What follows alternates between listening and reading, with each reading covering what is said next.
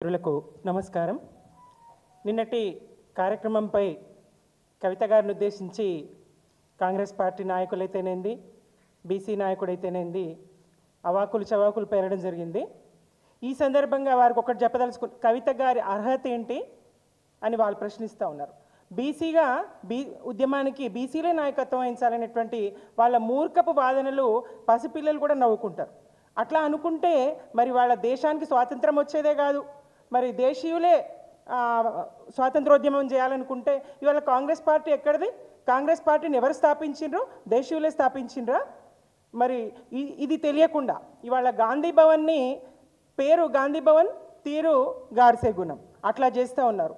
ఈ ముఖ్యమంత్రి స్థానంలో కూర్చోవడానికి రేవంత్ రెడ్డి గారికి ఉన్నటువంటి అర్హత ఏంటో, మరి బీసీల పక్షాన పోరాటం చేయడానికి కవిత గారికి లేని అర్హత ఏంటో చెప్పాలి. కవిత గారు లిక్కర్ మరకలు దొడుక్కోవడానికి ఈ కార్యక్రమాన్ని తీసుకున్నారు, అర్హతనే లేదని మాట్లాడతారు.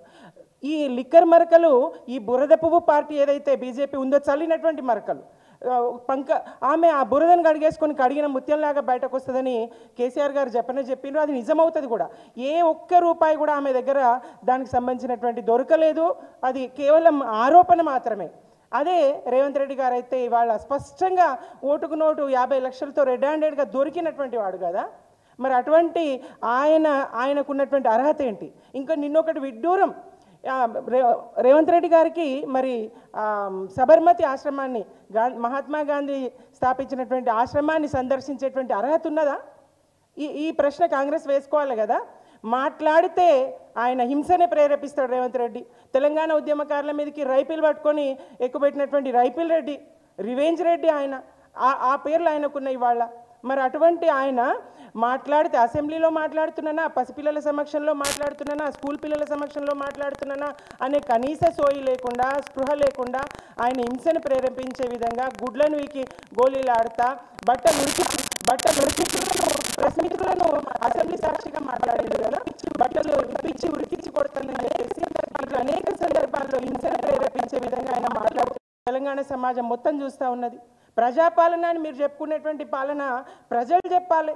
ప్రజా కంటక పాలన మీకు వచ్చినటువంటి 1.5% ఏదైతే ఆధిక్యత ఉన్నదో ఆ 1% అలా తెలంగాణలో అడిగి చూడండి. మీదేం పాలన వాళ్ళు చెప్తారు, ఎలాంటి పాలనలో చెప్తారు.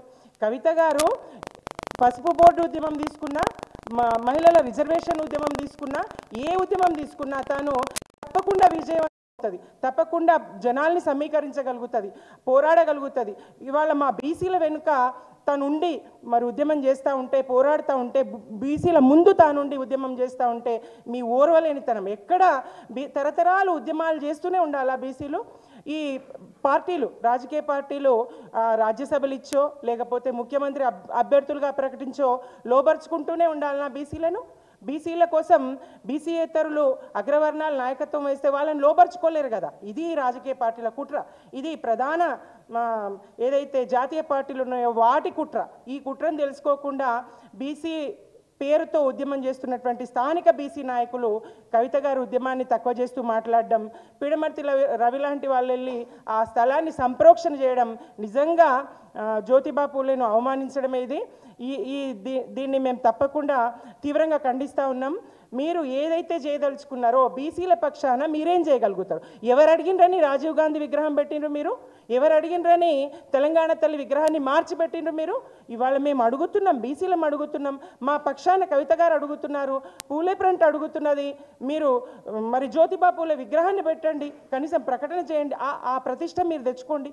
కాంగ్రెస్ పార్టీ అసెంబ్లీ ఆవరణలో మరి విగ్రహం పెట్టిందని మీరు ఆ పేరు మీరు తెచ్చుకోండి. ఎందుకు మీరు ఇవాళ భుజాలు దడుముకుంటారు? ఎందుకు భయపడతారు? ఎందుకు కవిత గారి నాయకత్వం పట్ల మీరు అంతగా ఉలికి పడతారు? ఆమె నాయకత్వాన్ని గుర్తింపు కోసం ఆమె చేయాల్సినటువంటి అవసరం లేదు. ప్రజల్లో గుర్తింపు బీఆర్ఎస్కు కానీ, కవిత గారికి కానీ, కేసీఆర్ కుటుంబానికి కానీ చాలా ఉంది. కేసీఆర్ గారిని మీరు నియంత అంటే నియంతటి నాయకుడు లేడు అని తెలంగాణ సమాజం చెప్తా ఉన్నది. తెలంగాణ సమాజం గుర్తించింది. ఇవాళ మీరు ప్రజల్లోకి వెళ్ళండి, ఒక్కసారి